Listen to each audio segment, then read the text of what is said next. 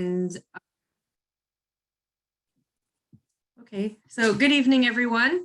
You are here for Caring for the Caregiver Pesach edition. My name is Adina Siegel. I am the Jewish Outreach Social Worker at Caring Kind, and I welcome you because I think this is a very important time of year. It can be a very stressful time of year, and especially when it comes to dementia. So I'm really excited to be able to share this material with you. So on our agenda for tonight, I'm going to do an overview of Caring Kind services. I am going to discuss the importance of consulting your rabbi for any questions. We will talk about self-compassion and self-care, some tips for Pesach preparations, some dementia-specific considerations, things to think about during the Seder, for the Seder, to make it accessible and relatively stress-free for everybody. And I'll touch a little bit on family conflict, which often happens with most holidays and beyond.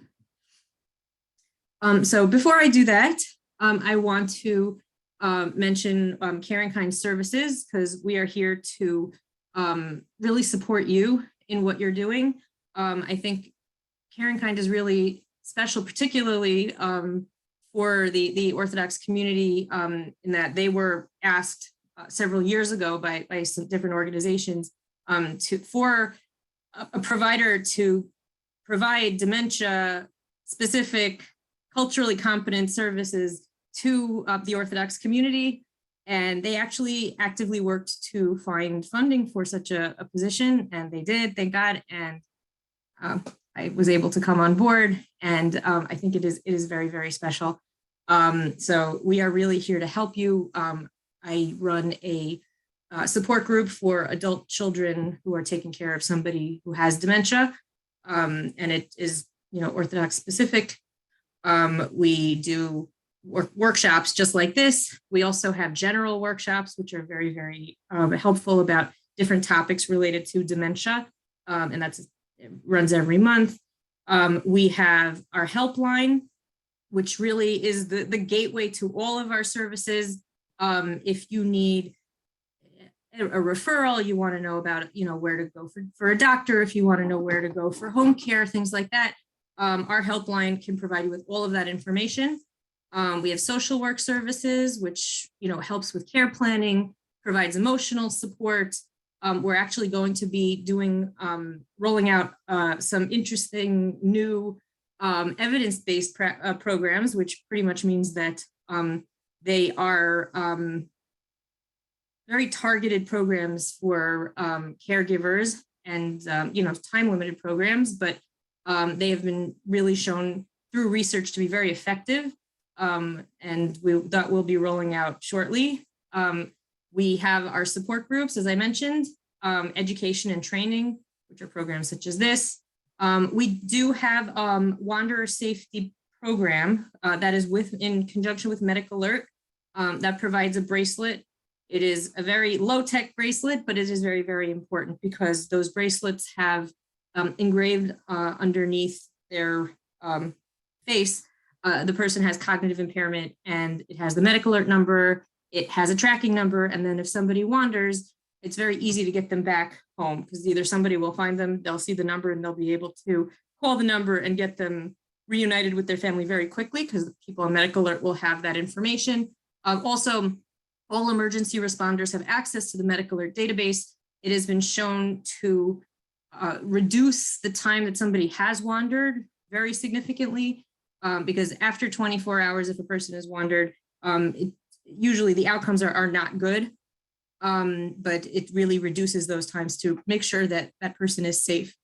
I should also mention that about 2/3 of all people with dementia will wander. So this is something, even if the Wanderer Safety Program might not be something appropriate for your person, it's definitely something to consider, because some sort of mechanism, really should be in place. And that's another thing to call our helpline and ask to talk to a social worker about, if you feel like it needs more consultation. We have a Connect to Culture program, and that is a program that provides dementia-friendly programs for people who have dementia and their caregivers. They partner with different museums and other cultural institutions in New York City. We actually have 2 upcoming programs that are of Jewish interest. We have in late April, I believe it's the 26th, we are having a virtual walking tour of the Lower East Side in partnership with the Eldridge Street Synagogue Museum. And then in May, we are having a program with the Jewish Museum about, they had an exhibit on looted art from the Nazis. And so they're going to be highlighting one particular piece of work and going through the history of that particular piece of art and its significance. So it sounds really interesting. So if anybody is interested, you can most certainly call our helpline to sign up. And lastly, we're actually, we just started rolling this out. We're doing some early stage programming for people who are in the earlier stages of dementia. We're doing what's called cognitive stimulation therapy, which is a program that comes from the UK. And it has also been shown to be helpful in raising some cognition scores and in helping overall quality of life for people with dementia. And it's pretty much, it's a 1-hour group where the participants are engaging in different activities. Some of it's physical, some of it's music, some of it is talking about current events.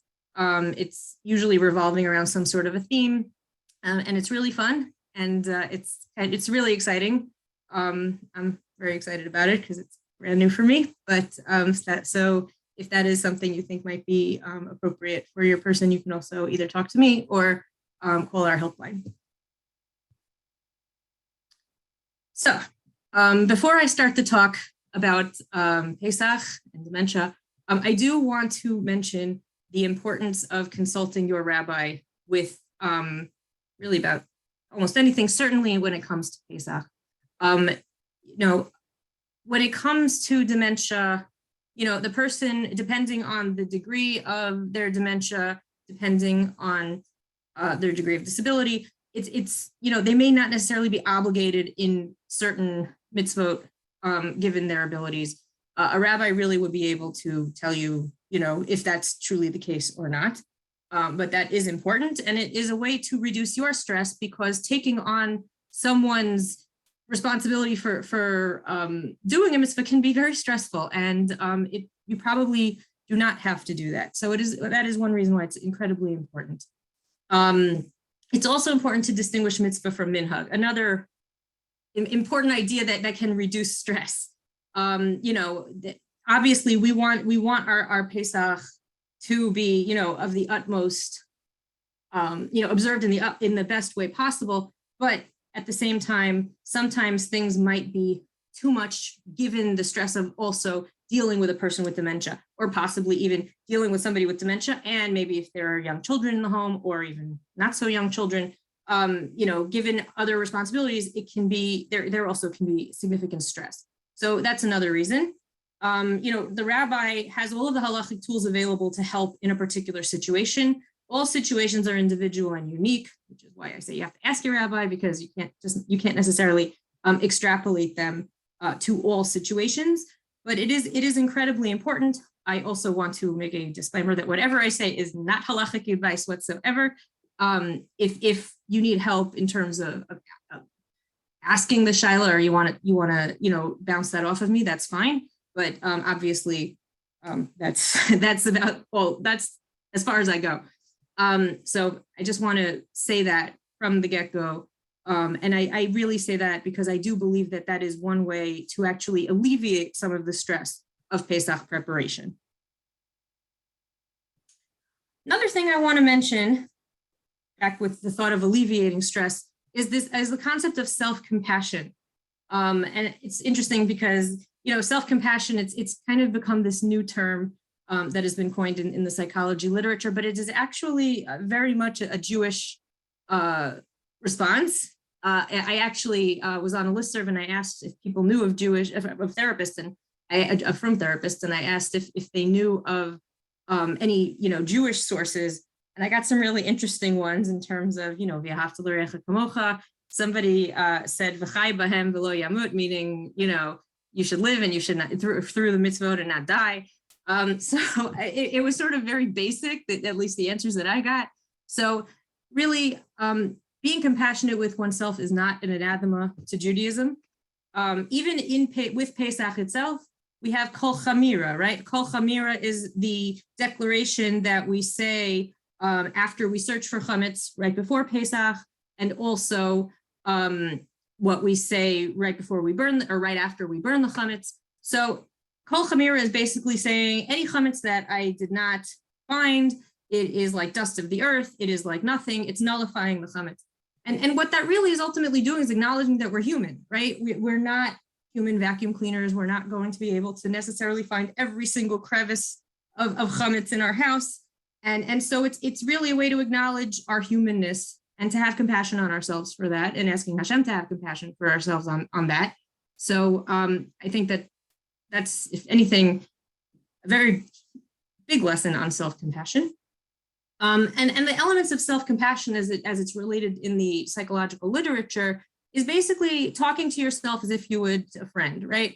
A lot of times in our minds, when you think about, if you made a mistake, your inner dialogue, that inner voice inside of you can be like, oh, you're so stupid, I can't believe you did that, and you just start berating yourself. If you had a friend who did the exact same thing, you probably would not say that to them. You might say, oh, you were having a really hard day, you didn't really mean it. Maybe you'd start problem solving, maybe there's a better way to do it, but you wouldn't be berating that friend and being verbally abusive to that friend. At the same time, a lot of times, I think most people do sort of do that to themselves. And so the challenge, or should you accept it, is to try to talk to yourself like you would a friend, instead of talking to yourself in that critical inner voice. Another component of self-compassion is mindfulness. You want to take things step by step, be in the moment. You're not thinking about, what you're going to do an hour from now, or 2 hours from now, or 3 days from now, or 10 days from now.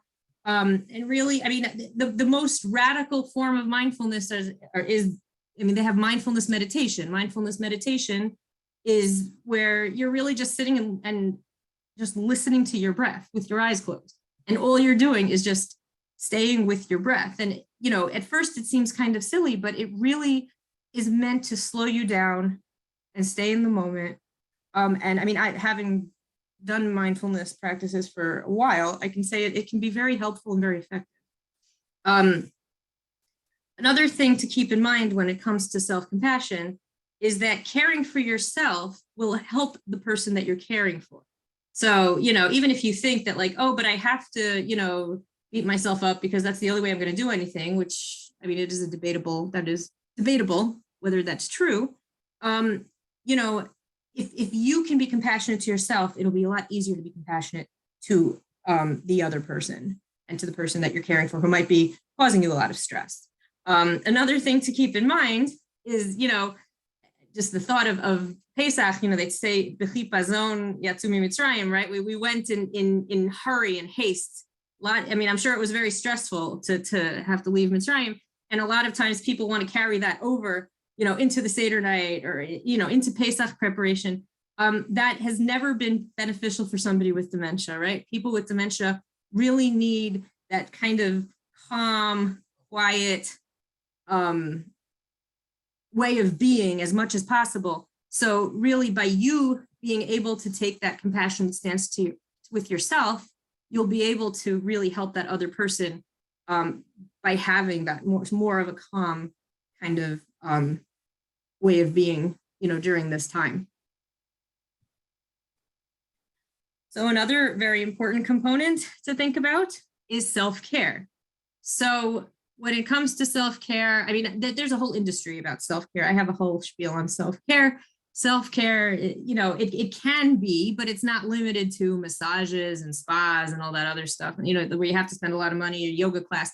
That's not what I mean by self-care. It really means taking the steps you need to ensure that you are taken care of and that your well-being is attended to.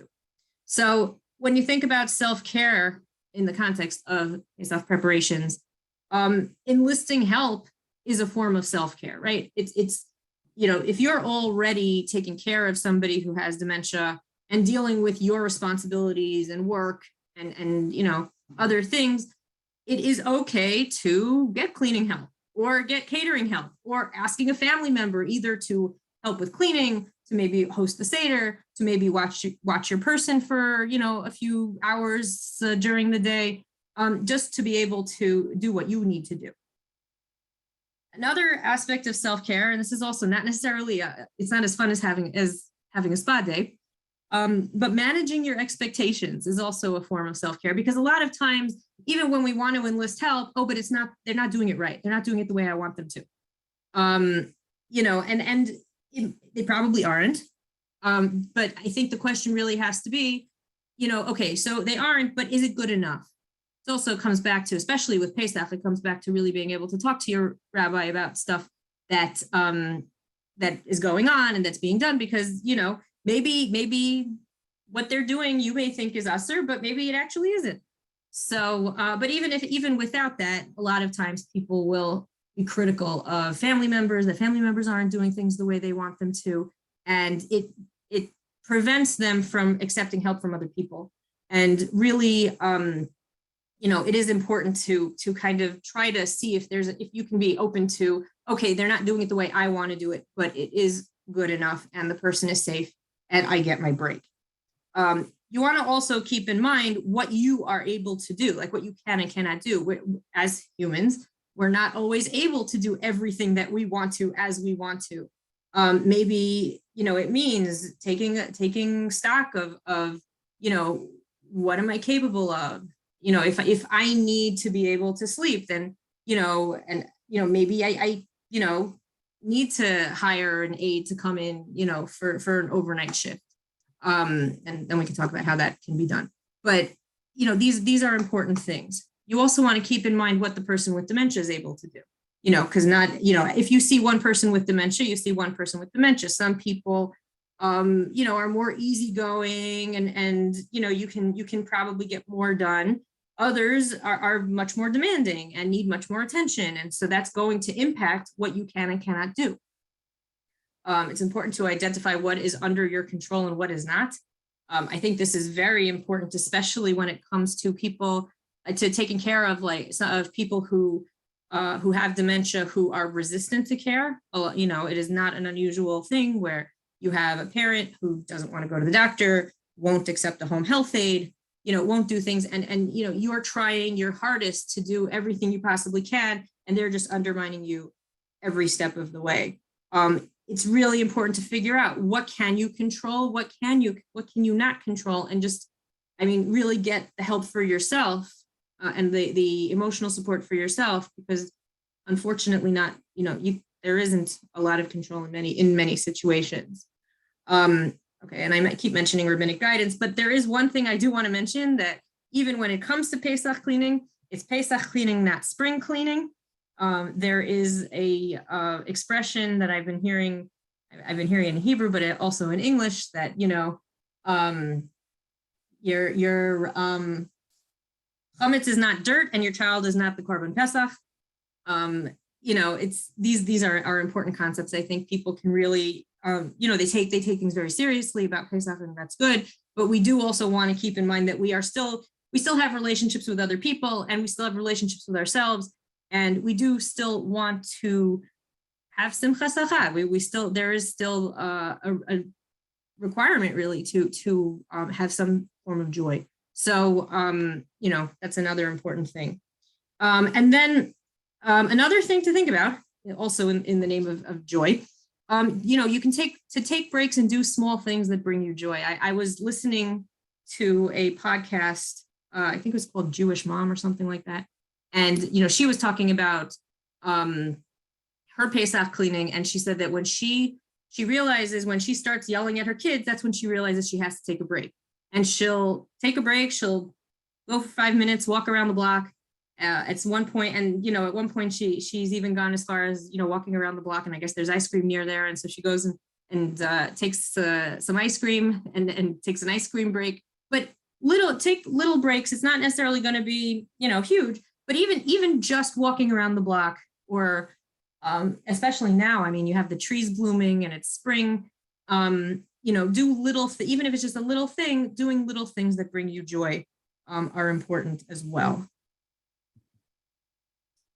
So some of this might sound repetitive, but there are things to remember when it comes to thinking about Pesach and caring for somebody with dementia. You are not responsible for that person's mood or actions. A lot of times, especially when it comes to the Chagim and especially Pesach, where we have a lot of very fond memories, and we want to recreate those. We want those positive memories and those positive feelings to happen, and we're hoping that that person will act that way. But no matter what you do, that's one of those things you just don't have control over. So it's really important to keep in mind that you're not responsible for their mood or their actions.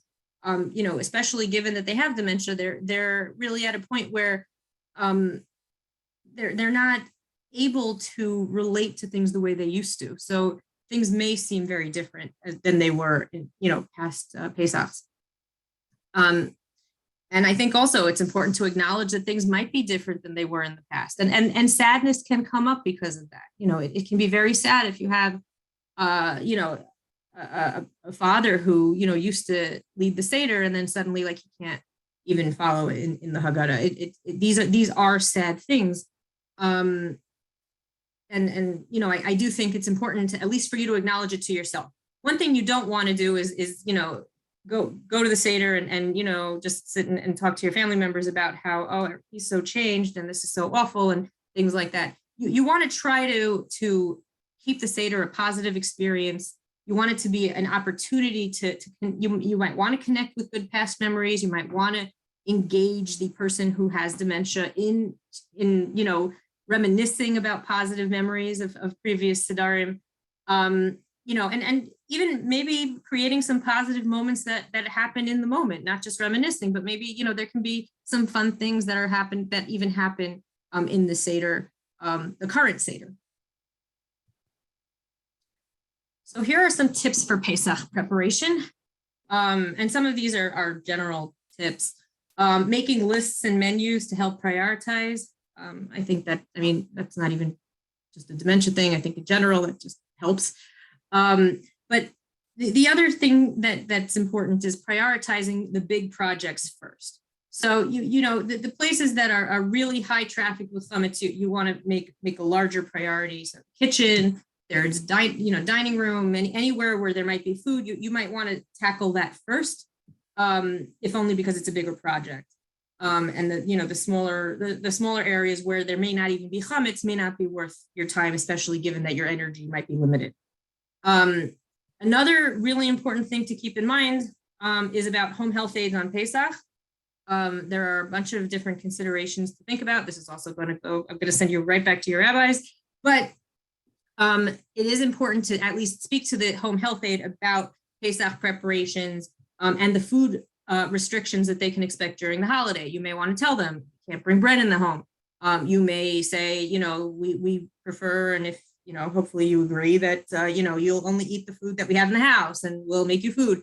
However you want to navigate that's something that you might want to, you do want to discuss with the home health aide beforehand, and you should consult with your rabbi about the parameters, whether or not, maybe the person, if they do bring in chametz, they might be able to eat in a corner somewhere that's away from the food. Not everybody would, agrees with that.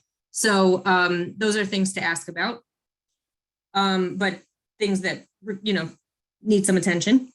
You want to also keep in mind, this is holiday season. It's holiday season for us. It's also holiday season for many other religions. You want to make sure that you have coverage. Let's say if your home health aide is taking off. So, if they are taking off, you want to make sure that there is somebody else who is going to cover, because since it is a holiday week, it may there may be some difficulty with that. So you may want to contact your home health agency just to make sure that you have someone who's coming. In terms of cooking, which can also be, a huge undertaking, you can consider simplifying meals. I mean, simple baked chicken and a side vegetable, steamed vegetable might be what the Seder meal is, you know. You can also consider, you know, catering and ordering out, or seeing if other family members can host the Seder and other meals. You know, that's probably not a terrible idea if that's something that's that you're able to do. Another thing to think about is that perhaps it might be the best thing for looking into respite care options for the person. A lot of kosher assisted livings do offer respite care stays for people who have, especially if they have a memory, if these places have memory units, they do have respite care stays for Pesach specifically. So, and even if not, there are, most assisted livings do that. That might be something that would work for you and your person. Then you kind of can have Yom Tov to yourself, and then you go over Chol Hamoed. That might be an arrangement that you know, you can consider. So some dementia specific considerations. So before the holiday, for some people who have dementia, Pesach actually might heighten their anxiety. You know, the person with dementia has really, their concept of time is not good. And if you tell them that Pesach's in a month, if Pesach's in a week, if Pesach's tomorrow, it's not necessarily going to, they're not going to necessarily be able to connect that with what that actually means. It might be helpful to distract them and not discuss Pesach until it's like, you know, and this year it's, you know, it's on a Friday night. It's, you know, Friday morning. Oh, guess what? Let's get ready for the Seder. You know, that might be something that would help that person so that they're not constantly going to be asking, you know, about, you know, when the Seder is, or perhaps they'll start fretting over the cleanliness of their home or things like that. That might not be a bad idea. Obviously, if you're going to be doing that, you would want to consider cleaning when they're not present in the home. So, you know, seeing if a family member can take them for a few hours so that you can clean, or if the home health aide can take them somewhere and you can clean. Those are things that might be helpful, you know, in order to do, you know, to deal with that. In terms of simplifying cleaning for the person with dementia, you know, you can consider maybe if it is too much to you know, pressure the stove or do a big cleaning in the kitchen, you might want to consider, you know, putting things away, maybe buying a special microwave or a single burner to use instead of the stove for that person for the week. You may want to close up different cabinets that you wouldn't normally. You might want to close up different shelves on the fridge. You know, for a week, they may not need, you know, all 3 shelves on the fridge or however many shelves you have. So that might be another thing to consider. You want to use signs to indicate, well, and this we do anyway, but you want to use signs to indicate what's kosher for Pesach, what's chametz. You might want to use different colors or pictures if that would help the person. You know, you might want to put up a dark blanket so that they can't see the cabinet, or do things like that. And then if the person during the week of Pesach asks for chametz, you can just explain to them that, you know, you don't have any, it's not in the house.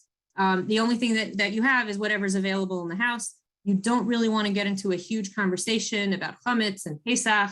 It's going to just invite a whole lot of argument, and they probably will not truly be able to grasp that and understand it. So that's one thing to think about. Another thing to consider is that, you know, at the end of Pesach, there is no transition. Like, you know, when we transition into Pesach, we have the Seder, it's a big event. There is no major event that really, you know, transitions us to chametz. I mean, maybe for some, but it's not a broadly, there are no real broad accepted practices on doing that. So there might be difficulty for the person to transition back to chametz, and just you want to keep that in mind. You know, I guess keep some extra matzah on hand. Now for the Seder, if you have other family members coming, you'd want to inform the Seder participants about what to expect with that person's behavior. You know, maybe they saw them and they were, you know, operating on a more advanced level, and they were not as impaired. Maybe now they're more impaired. If there's something that you know that will particularly set the person off, you might want to inform guests not to either talk about whatever it is, or say anything, or do whatever that activity is. You might also want to make provisions for the person with dementia to be able to leave and go to a quiet room during the Seder. I mean, the Seder, especially if there's a lot of family and if there are children, there can be a lot of ruckus. People with dementia really have a hard time with a lot of noise and a lot of action. They really get overstimulated. So it might be that they might have to, they might sit at the Seder for, 15, 20 minutes, have enough, maybe being able to have an aide, if they come with the aide, or somebody else can escort them to a quiet room. That will be helpful, and keep them less or not agitated, so that the Seder will not be disturbed. Another thing, if the person with dementia really cannot tolerate staying up and sitting for the whole thing, you might want to consider doing an early pre-Seder for them, so that they're engaging in the activities and doing what's meaningful to them. It may not be in the halachic way, but this is where we're talking about the question about whether or not they are required to be doing this given their state. Again, this is something to talk to with your own rabbis, but it is an option to ask about whether or not doing an early Seder for them might be the way to go. Another consideration you can do is see if you can do a shortened Seder. So in the beginning. So somebody mentioned that they did this, that I know mentioned that they did this with their children when they had young children. They would do, you're supposed to start, with Genai. So you're supposed to start with that our ancestors were idol worshipers, and then you're supposed to go to Shavach, where Hashem saved everybody. You do Pesach, Matzah, and Maror, you do Hallel, and you've basically fulfilled your chova, your requirement. Now, is it the best thing to do? Not in a regular circumstance. For a person with dementia, that might be what they can tolerate. You can always go back after the meal and do the regular Seder. You can even do the longer Seder, but at least this way, for that person with dementia, it's done. They're accommodated, and they're still part of the Seder without it being too overwhelming for them. Another thought: see if you can have snacks available for the person with dementia. That while you're reading the Haggadah, you can have I don't know, candies or fruits, vegetables, whatever. The other thing to keep in mind as I'm talking about having a shortened Seder is that at least when it comes to dementia, the songs are really very beneficial for them, and they're also the most salient. It's musical memory that stays with us the longest. So that also is something that you might want to engage the person in more, because they are so iconic, that they really come from childhood, and those are the memories that really stay with a person even well into the dementia. So another thing to keep in mind. Other things to keep in mind, I have a lot of them. There's a lot, and I'm sure I haven't even scratched the surface, so you're more than welcome to ask me questions afterwards. But another thing, and this is also something to tell other family members, don't test them to see who they can remember. If you have a Seder with a lot of family members, do you remember or don't you remember are words that you really should not tell a person with dementia. It just gets them upset. They can't remember, and it just reinforces their negative feelings about themselves, given that they can't remember.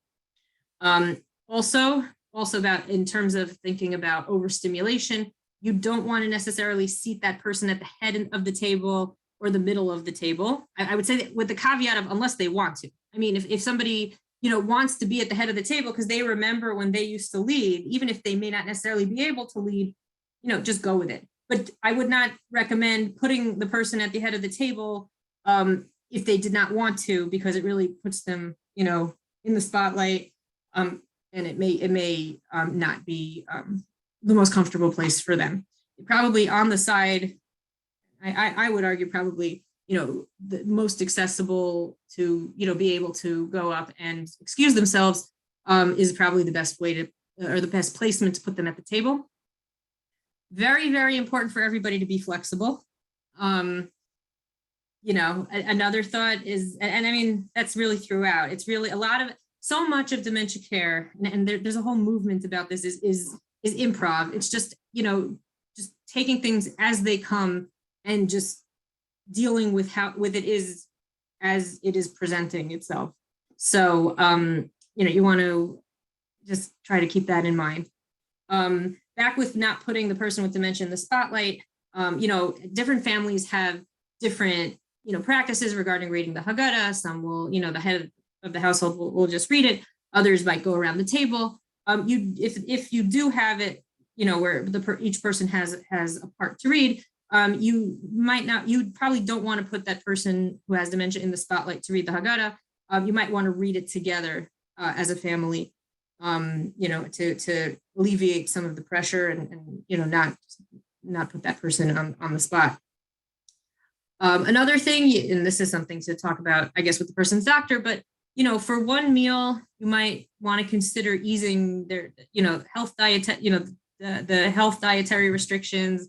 If they have a little treat, is that okay? Given, dessert or sweet things, if that might be something you might want to consider, just being able to let them enjoy. Also, when it comes to eating, you don't want to don't force them to eat if they don't want to. I mean, when it comes to Pesach, a lot of people, self included, we make these really great meals and we're so excited and we want everybody to eat. The person with dementia really may not be able to eat all of the food. It's, try not to take that personally, try not to push the food on them if they are only taking 2 or 3 bites. Again, back to being flexible. Okay. Sometimes, especially given that the Seder is really a very central aspect of Jewish people's lives, and there really a lot of memories that people have. The person might start asking about deceased relatives who are in their memories and asking where they are. You don't really want to start telling them that they that these people are dead. So what you want to do is you can try to reminisce about the person, like, oh yeah, Uncle David, yeah, I remember he used to love, singing Dayenu at the Seder or something, and trying to get them more engaged in, their memory. And then you want to kind of deflect it. You can say, oh yeah, he's coming later, or something along those lines to kind of not to say that he is alive, but not that, the person is going to know that he is never coming, because they're not going to be able to take that in. And all of this is in the name of keeping this experience positive, and, positive experience for the person, positive experience for the family, and being able to do that. So this is my last slide, and then I will open it up to questions. In terms of family conflict, a lot of times there's conflict that happens, I think in most holidays, especially when families come together, especially, at the Seder time, if you have family members who are coming together. It is not an uncommon experience for siblings not to see eye to eye on how the person is how the parent is being taken care of, even whether or not there's a problem. These are all things that are very, very common issues. Whether you want to make the Seder the time to hash out all of those issues is I guess something to think about, and whether that's something you want to do. If you want to make it, I'm personally of the opinion you want the Seder to be a pleasant experience. You may want to avoid discussing certain topics with that person. You may want to try to get that person to join you in making it a pleasant experience and not discussing things during that time. So, that's one thing. You want to try to find common ground. It may be that, there might be certain things that both parties, or however many parties, can agree on. And so, try to focus on those things. As I mentioned earlier, realize that doing things differently doesn't mean that it's better or worse. And we're back to things about accepting the things that you cannot change. So with that, I'm going to stop sharing and I'm going to open it up. Everybody, if you're all, you can feel free to unmute if you have any questions. Anything that you want some clarification on, I'm happy to. Oh yes, Ms. Denker. Oh, let me ask you to unmute. Hi, Aviva. Nice to finally meet you. Oh, hi. Hi. My biggest issue is that my father is showing all telltale signs of dementia or Alzheimer's, but he has not been formally diagnosed.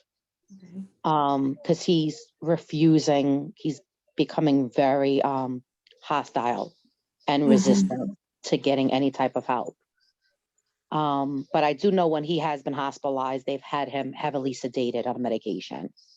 And my gut tells me this is going on almost 7 years, that he definitely has one or the other, and it's gone downhill very quickly.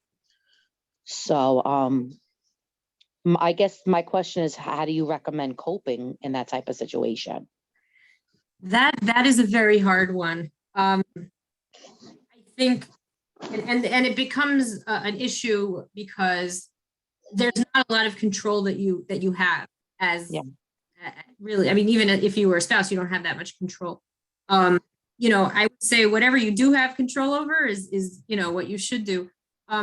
Really, it's when people are in this sort of situation where they have a person who has dementia and they are resisting everything, and you know you've tried to get home health aides in and they just come right back. You know, there's no way. I mean, home health aides the agencies are not going to let are not going to say, well, we're going to just keep that person in, even though the you know your father says no, right? No, they closed down the case. Right. I contacted the Department of Aging. Yeah. And they sent the social worker, and he refused to comply or even call them back, so they shut down the case. Right, and that's the way. That's what they're going to do. Yeah, but it's very frustrating because I work a full-time job and have my own health issues. It is incredibly frustrating, and I think what's important is really for you to take stock about what you can and cannot do for him. You know, there are certain things that you can't, and that's okay, because you know you are trying to get him the help to be able to have various things done. If he's not going to give you that permission, he's really tying your hands behind your back. On top of that, I would say this is also why I started this presentation with self-care, because honestly, if you are not taking care of yourself, you are of no help to anybody who is in need of care. I agree. So it's really important to attend to your health, making sure that you get proper nutrition, proper exercise, proper medical care. I can't tell you how many people tell me how they've foregone regular doctor's appointments and medical screenings because they're busy with caregiving. It is not recommended. And to take care of that stuff. But also to get the care for yourself, either if it's going to be through counseling, through a support group, sometimes both. These are really important things to be able to do, because unfortunately you're kind of, even with the self-care, you're kind of living this existence where you're waiting for the other shoe to drop. Yes. And that is a very unnerving and scary place to be. Even with the knowledge that you're doing everything you can. And I mean, I have a whole seminar that I do on caregiving and difficult emotions. It's really looking at anger and guilt. And I can sit from today and tomorrow and tell you, and everybody else is on this call, that you have nothing to feel guilty about. You're doing everything you possibly can. I find, no matter who I tell this to, it's really hard to take that in. There's always something you can feel that you're not doing enough. So I'll tell you, I do believe, I mean, if you're here, you're probably doing enough. I mean, I believe everybody, people who come to us, there are people who are there, people who are trying to help their person. but it's hard to really, take that in and really feel like you're doing it. But know that you're doing And it. it's Know that you're also very doing that. hard to remain calm when, you come home from work and you have a father that's, happy and laughing one minute, and the next minute he's throwing things across the room and cursing. Mm-hmm. And it's like, I just met Jekyll and now I'm meeting Hyde. Yeah. Like it's really hard to not just fall apart being around that and to not take it personally. I mean, it's like abusive basically. Mm-hmm. So to be around the person like that, but I am, in a few support groups, I am getting counseling. Okay. It's just very difficult to see him continuing to spiral, and to know that there's really nothing that I can do because I've tried. Yeah. I mean, it really, no matter how many tricks you can try, there are some people who just will not be open to doing anything. Much is probably due to their dementia, which is impacting their judgment. Some of it also just be, I think there are certain people, they're just very, very independent. And even with knowing that they can't do things, they are fighting it tooth and nail. And sometimes it's both, I mean, but it's very, very hard. And I think it's for you as the caregiver, it is really important. Firstly, I mean, you can acknowledge how hard it is. Yeah. You need to take breaks if you need to leave, if you need to just walk around the block because you don't want to be around him when he's cursing and throwing things. That's okay. You are, when in these types of situations, your health and your well-being is the most important thing, because if you run yourself like a rag and you don't take care of your health, then you are not going to be available for him when he needs you. Right. All right. Thank you so much. You're welcome.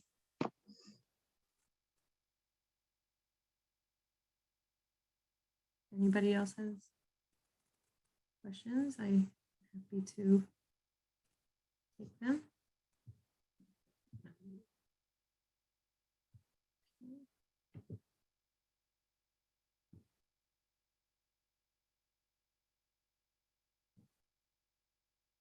Well, if not, I really want to thank everybody for coming.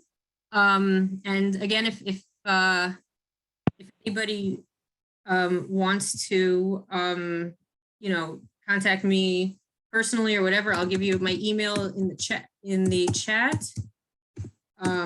And I know, this can be a stressful time. Feel free to reach out, and I'm happy to assist. And in the meantime, everybody, I want you to all have a Chag Kasher v'Sameach. I hope that you can have a joyful Pesach, and that this will help. So have a good night.